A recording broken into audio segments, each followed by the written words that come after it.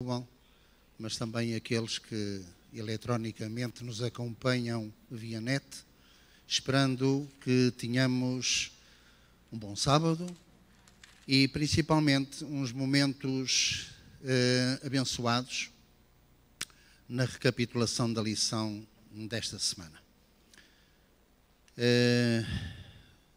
Gostaria que baixássemos a cabeça para fazermos uma oração ao Senhor.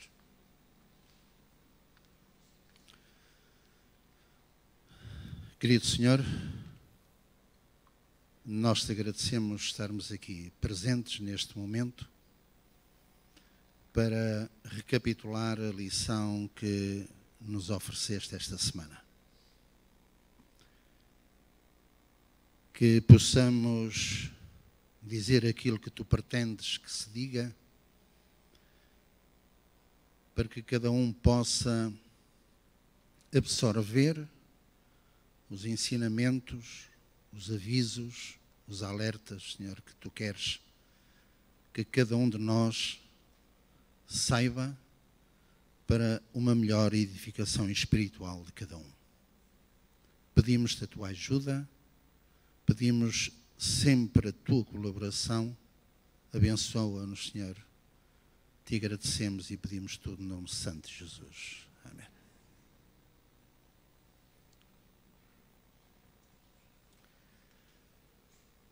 Meus irmãos, esta semana, mais uma lição. Eu não sei, sinceramente, o que é que vocês pensaram da lição. Não sei se fazem este exercício no final de cada semana, mas julgo que é muito útil fazê-lo. É, ao terminarmos a lição, perguntarmos a Deus o que é que Ele nos quis dizer, o que é que aviso ou avisos Ele nos fez, que proveito é que esta lição teve ou não teve na nossa vida espiritual. Porque se não fazemos este exercício, é mais uma lição que se estudou ou não se estudou, é mais uma oportunidade que se perde. E não podemos de forma alguma um dia desculpar-nos perante Deus porque não tivemos esta ou aquela oportunidade de aprendermos mais dele e de retificarmos algumas coisas menos boas que se passam conosco, com a nossa família, com a nossa igreja. Deus vai nos avisando constantemente daquilo que precisamos e daquilo que necessitamos. As lições, como devem calcular, são todas inspiradas na palavra de Deus. E isso faz-me lembrar 2 Timóteo 3,16, uma passagem que todos sabemos, ou quase todos, devíamos saber de cor. Toda a palavra inspirada por Deus é boa para quê? Para ensinar, para corrigir, para instruir, para responder a objeções. E se nós não fazemos isto, leva-nos a outra passagem de Apocalipse 3,17. Ao pensarmos que ricos somos, de nada temos falta, temos tudo. Só que Deus diz, olha que estás enganado. Tu afinal és miserável. És um cego, desgraçado, pobre, nu. Quer dizer, tu sem mim não és ninguém. Portanto, nós estamos neste prato da balança, ou aceitamos ou não aceitamos aquilo que Deus nos quer dizer. Há 5 pontos que... há muito mais. A lição tem muitos pontos interessantes que nos convida a parar e a analisar, a meditar profundamente sobre esses pormenores que são importantes para cada um de nós e para a nossa comunidade como igreja e como família. O primeiro ponto é missão. Há uma missão que já lá vem há muitos anos e a missão vai ser cumprida, quer queiramos, quer não, quer seja com a nossa colaboração ou não. Uma pergunta surge é se eu sou ou não um elo de ligação nessa missão. Se a missão chega até mim e eu como elo saio dessa ligação e a missão se perde em mim. Eu não sou um vaso comunicativo para outros. Em segundo lugar, dos 5 que eu arranjei, foram mais sensíveis, foi as dificuldades e os problemas que existiram na igreja primitiva e que hoje continuam a haver, portanto, no momento presente. A forma como a igreja primitiva os tratou, os resolveu, é um exemplo para cada um de nós. Os requisitos importantes que são necessários para aqueles que lideram a igreja. Este é outro ponto importante que vamos também falar nisso. Claro, o centro da lição, o principal, Estevão. E por último, o plano de Deus nunca falha. Deus arranja sempre soluções onde os homens não veem, não sabem, não se lembram. Deus arranja sempre uma solução nos sítios, nos lugares mais difíceis, nos momentos mais oportunos. Eis que Ele resolve. A missão para toda a humanidade continua. E é uma aliança que é renovada e foi renovada várias vezes desde Abraão até ao tempo em que Cristo chegou e que Cristo remodelou, retocou, de forma a que nós tivéssemos também acesso a essa aliança.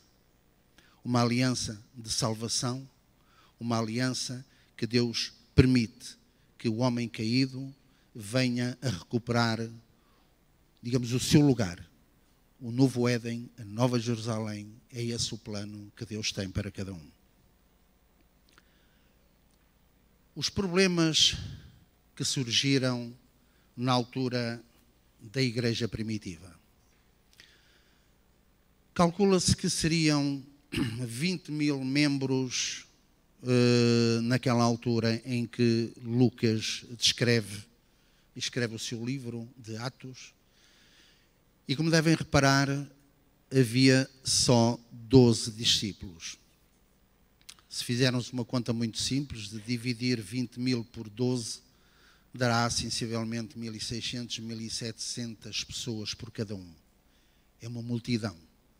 É uma multidão para cada discípulo, para que cada um pudesse, de certa forma, organizar-se. Não tinha tempo, porque o objetivo número 1 dos discípulos era a pregação do Evangelho. E havia vários acessórios, e esses acessórios, como nós já estudamos no capítulo 2, em que todos os dias os crentes se reuniam, não só em oração, como em refeições, portanto, eram uma família total e completa, era assim que eles viviam. E como devem calcular, se nós muitas vezes, para nos juntarmos aqui 30, 40 pessoas num almoço comunitário já dá muito trabalho, quanto mais para 20 mil pessoas. Era preciso muitos acessórios, muito trabalho, muita ajuda. E tudo isso cansa. E o objetivo número 1 dos discípulos, que era a pregação do Evangelho, estava a ficar em segundo lugar. Isto é um sinal também de que muitas vezes nós perdemos o rumo do objetivo principal, que é o Evangelho, quando nós temos outros acessórios a fazer, que nos ocupa todo o tempo que temos. Isso é mais uma chamada, portanto, de atenção que esta lição nos quis dizer. Satanás está todo interessado que cada um retire do objetivo principal, que é a pregação do Evangelho, anunciar realmente Cristo aos outros. E nos entretém nesses acessóriozinhos que nos ocupa tempo demasiado. Mas, como havia 2 grandes grupos, os chamados judeus de língua hebraica e os judeus de língua grega, havia diferenças culturais, havia diferenças, portanto, religiosas.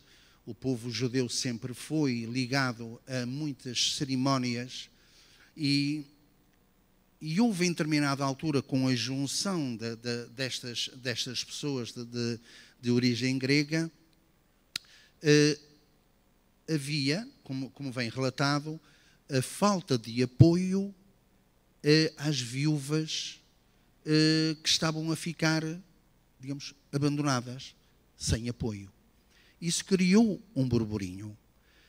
E de tal forma, esse burburinho criou ali uma certa fricção, nada abonatória para a pregação do Evangelho, para o trabalho que os discípulos, a igreja, tinha naquela altura. Reparem que no capítulo 2, num dos discursos de Pedro, só de uma vez entregaram-se 3.000 almas, batizaram-se 3.000 almas. Estavam a chegar à igreja milhares de pessoas, logo assim, de enxurrada, como se costuma dizer.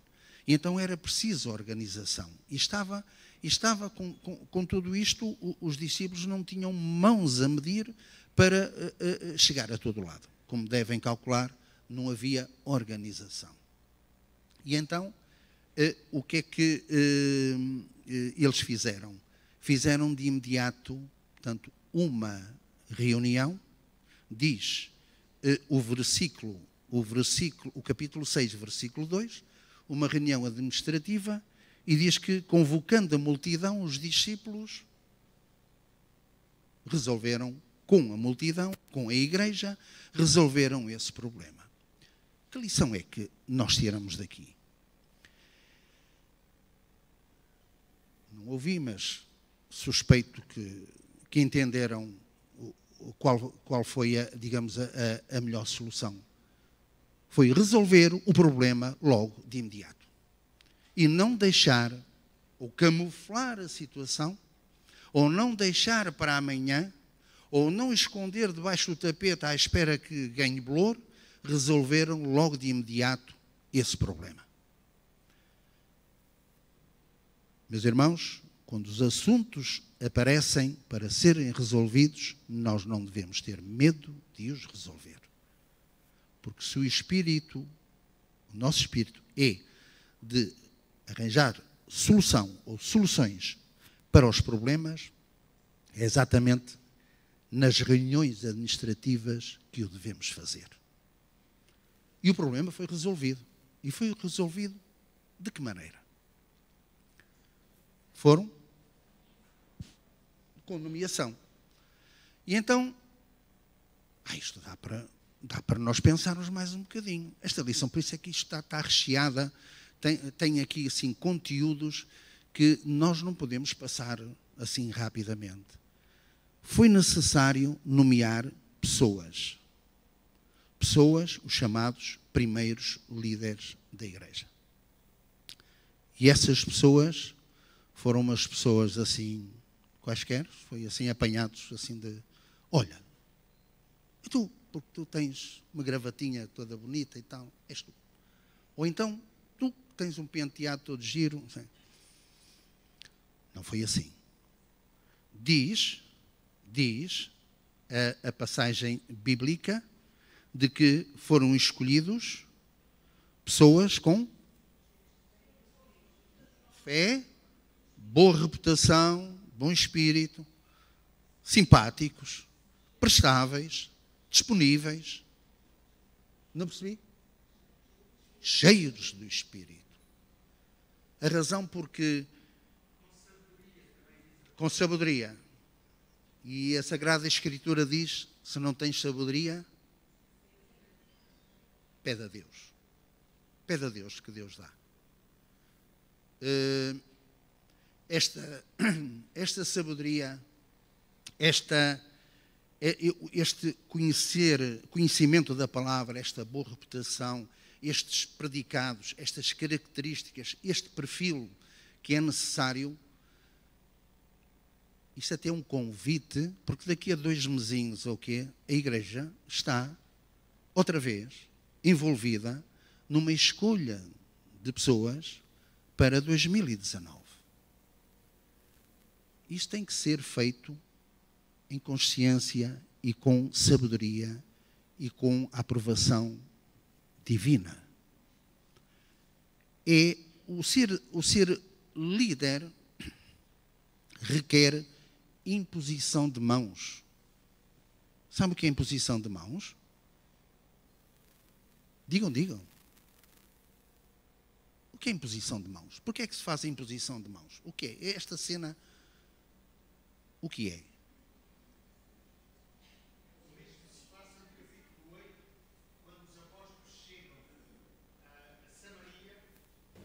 Quando Pedro e João chegam a Samaria, a primeira coisa que fazem é impor as mãos para a descida do Espírito Santo. A imposição de mãos é pedir a bênção, é pedir sabedoria de Deus.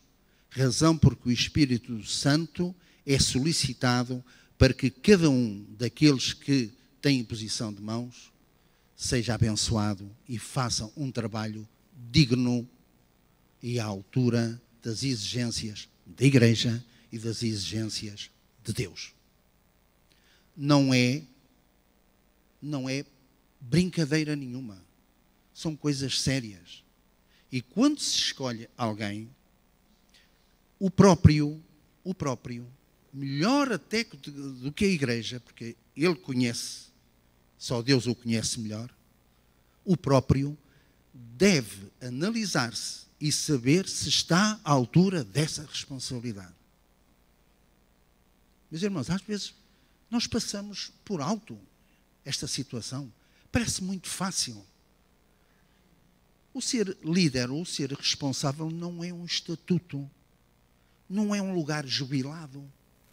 Trabalha-se, é para a missão, e a missão é trabalhosa, e a missão é para se fazer, para ser executada todos os dias. Todos os dias. É uma missão em movimento. E nós não podemos parar. Parei, cheguei aqui, já cá estou. Pronto, já não tenho mais nada a fazer, já não se exige de nós próprios. Nós devemos ser avaliados e devemos avaliar cada um a sua missão para saber concretamente o que é que está a fazer. Este é um exame diário. Deus exige isso de cada um.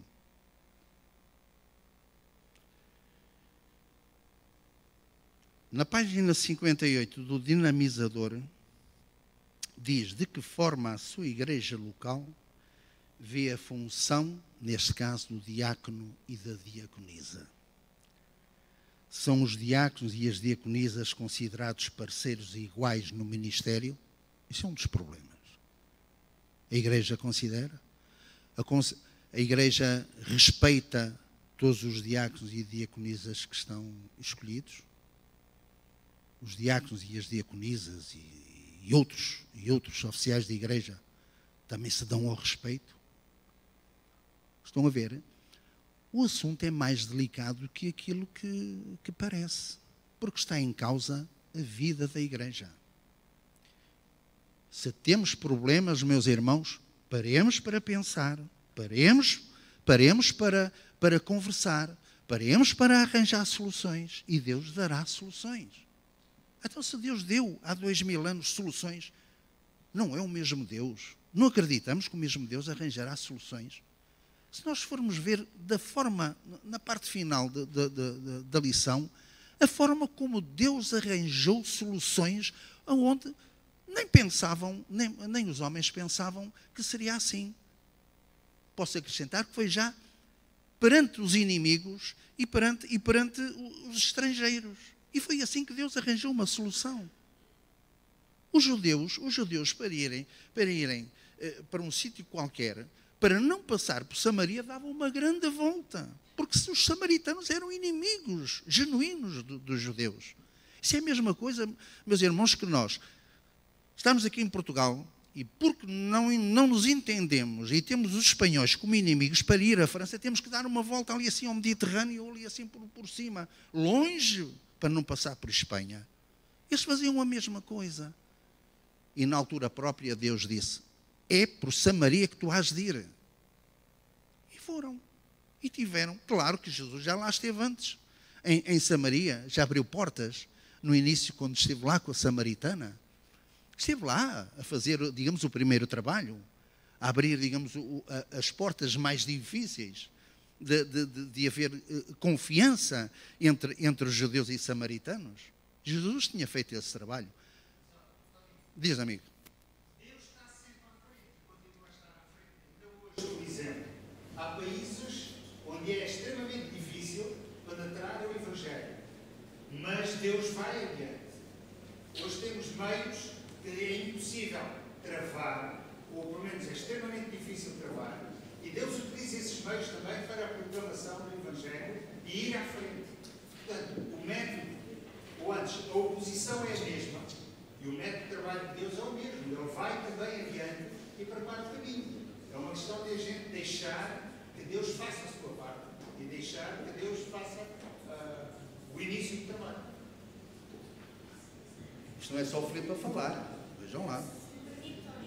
O microfone. Ali, só um bocadinho. É que senão depois não ouvem. Muito obrigada.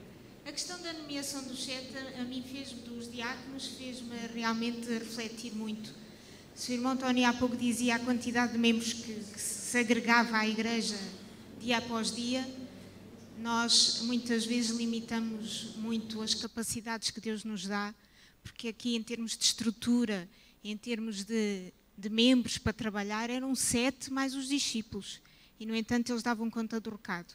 E nós, às vezes, porque temos mais coisas para fazer, achamos que já é muita coisa, ou então são sempre os mesmos que fazem na igreja, o que quer dizer que, se calhar, nos falta muito dos tempos difíceis da igreja primitiva, dos momentos de perseguição e de luta que eles viveram, mas realmente o objetivo era pregar o Evangelho.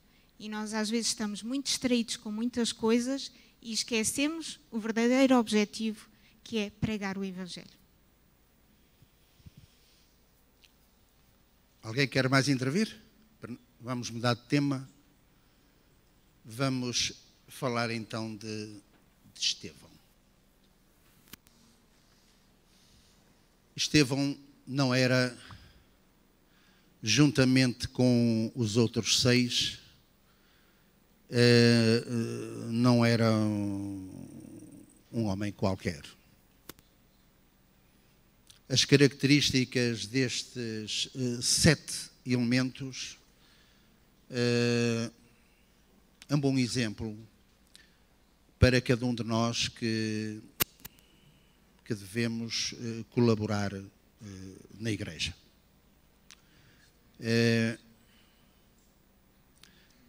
Estevão foi uma solução e não um problema. E quando encontramos uma comunidade aberta, como na altura, no tempo de Estevão, havia, muitos assuntos são resolvidos. E quando há reuniões administrativas, a intenção número 1 deve ser a resolução dos problemas e arranjar soluções. e não para outras coisas. Os planos para a divulgação do Evangelho e a resolução dos problemas que impedem que esse Evangelho avance como deve ser. Então Estevão, se nós formos ao capítulo 6, versículos 8, 10, 11 e 12, vemos aqui que este homem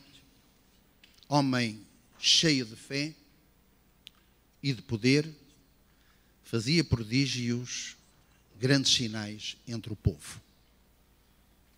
Onde é que ele foi buscar este poder, esta sabedoria? A Deus. O relacionamento com Deus, David. Não podemos ir buscar a outra fonte aquilo que Estevão tinha. Não há hipótese. E se vamos buscar todos estes requisitos que Estevão tinha, só em Deus. Então, e para os obter, tem que haver a tal comunhão com Deus. No início falamos de que as lições são inspiradas na Palavra de Deus. E a Palavra de Deus serve para ensinar, para corrigir. Se nós não fizermos isso, o que é que pretendem? Qual é o objetivo no final da vossa vida? Querem atingir o quê? Se é a mesma coisa que um estudante, só sua cábula. Como é que ele pode passar num exame se ele não estuda? Digam-me lá. Não há hipótese. Só cabulando, só copiando. Por isso é que um estudante nunca deveria dizer: ó Senhor, ajuda-me a resolver o meu problema. Não. E deveria orar: ajuda-me a relembrar aquilo que eu aprendi para a resolução do problema. E daí eu a defender mais uma vez a minha menina dos olhos de ouro, que é a escola sabatina. Temos a oportunidade brutal que Deus nos dá de poder estudar em casa, de forma tranquila, calma, e depois, ao sábado, recordar e poder, então, partilhar aquilo que nós podemos estudar.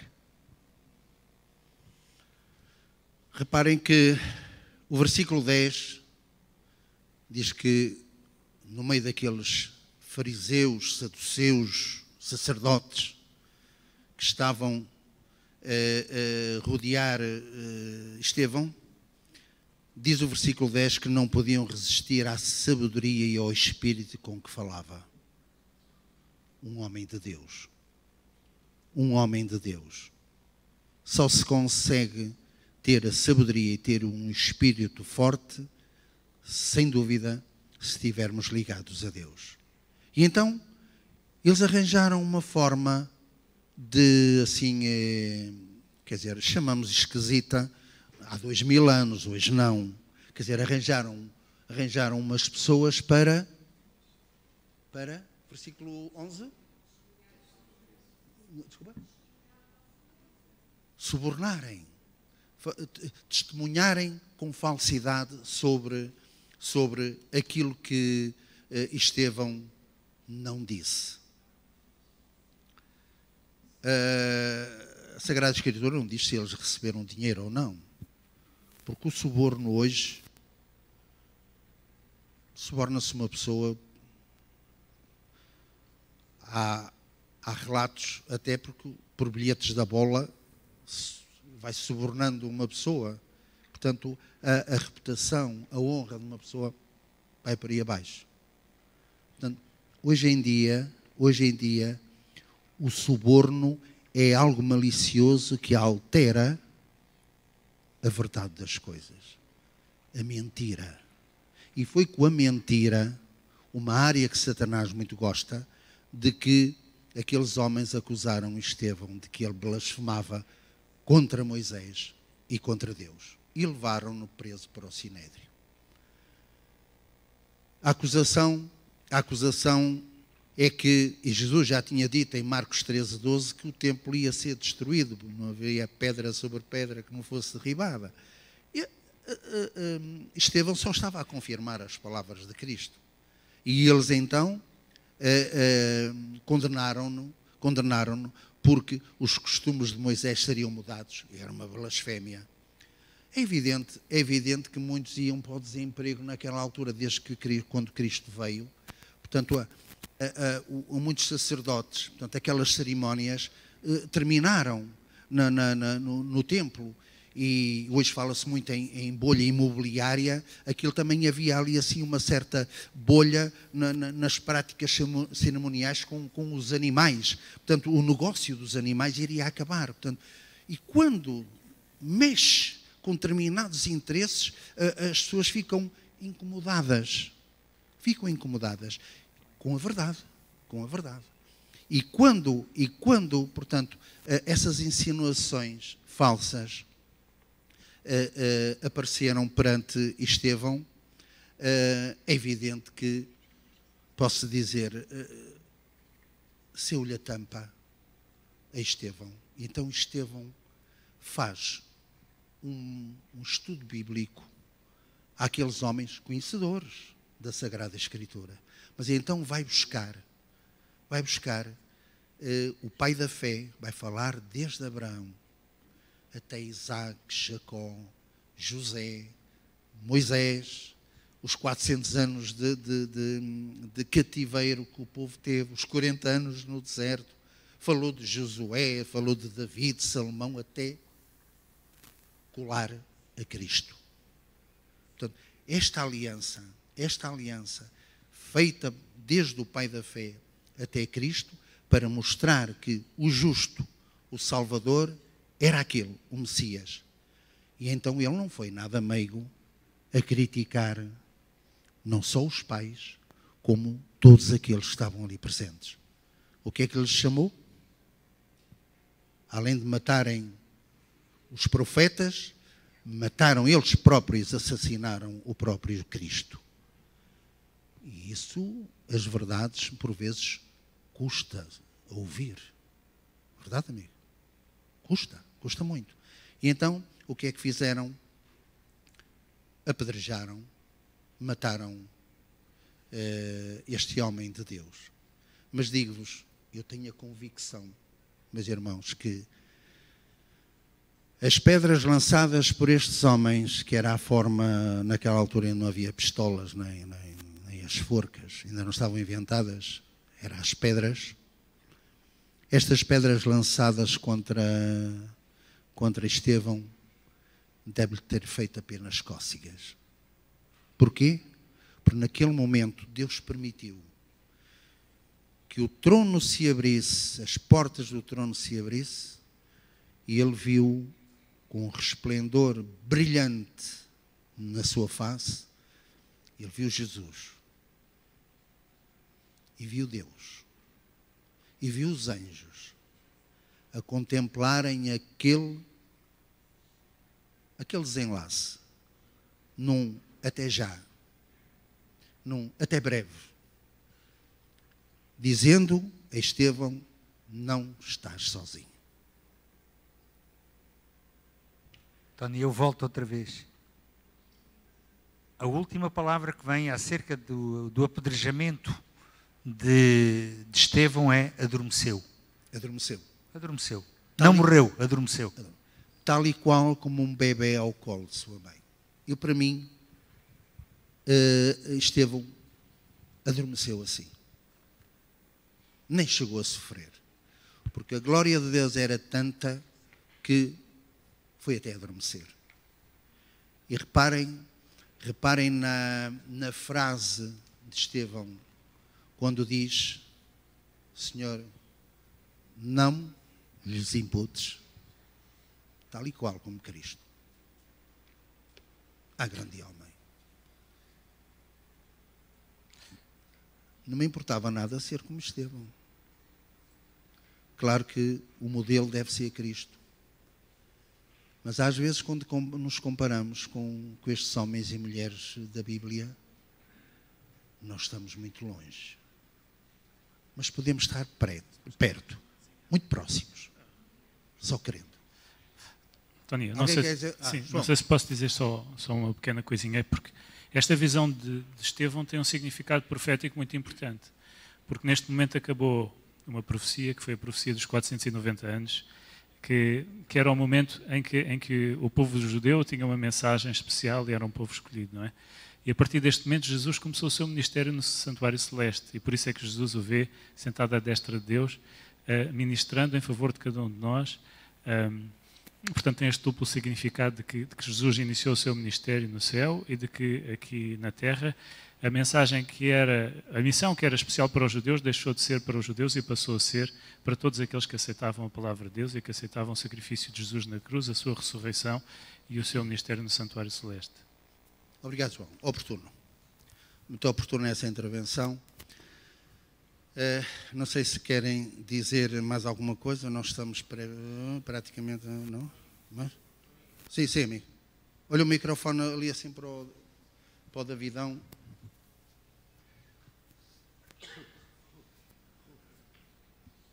Eu gostava só de referir a questão que, ao mesmo tempo que ele estava a ser apedrejado, ele orou por aqueles que lhe estavam a causar aquele mal. Não é? E naquela dor e naquele sofrimento, ele não se preocupou só com ele, preocupou-se com os outros, assim como Jesus. É que muitas das vezes Deus chama-nos para servirmos os outros, mas nós gostamos sempre de ser mais servidos. Não é? E é curioso que este Estevão, que era diácono, ele foi além. Muitas das vezes nós temos a noção que o diácono fecha a porta, abre a porta, recebe as pessoas, mas a função do diácono vai para além disso. Este Estevão, que tinha o tal relacionamento com Cristo, que tinha o Espírito, como a lição nos diz, tinha uma rara estrutura espiritual, né? Ele vai muito além e ele prega a mensagem. Ele é um profeta de Deus. Né? E em determinada altura, ele que é réu, entre aspas, naquele tribunal, né? Ele que é réu, ele passa a chamar aos outros a atenção. E é curioso que quando ele deixa-me utilizar esta expressão, quando ele acusa não para humilhar os outros, porque muitas das vezes nós somos rápidos a acusar no aspecto de humilhar, e ele quando acusa, não acusa para humilhar, porque ele está cheio do Espírito Santo. Dizendo a verdade. Dizendo a verdade.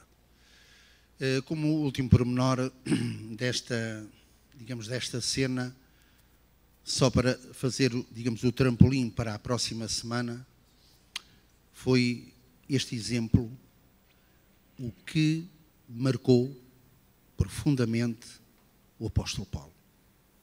Esta cena, mais tarde, vai ter um reflexo profundo em toda a vida do apóstolo. Fico-me por aqui, que é para não falar já na próxima semana, portanto é melhor ficar por aqui. Por último, a difusão do Evangelho. As tais soluções que Deus arranja onde o homem, em princípio, não vê solução. E então, foi ali que começou a perseguição aos cristãos, até hoje, e certamente até amanhã. A perseguição dos cristãos continuou. E Saulo mal sabia que esta cena de Estevão iria realmente abranger grande parte do mundo conhecido de então. Deus aproveita sempre uma situação má para transformar em boa.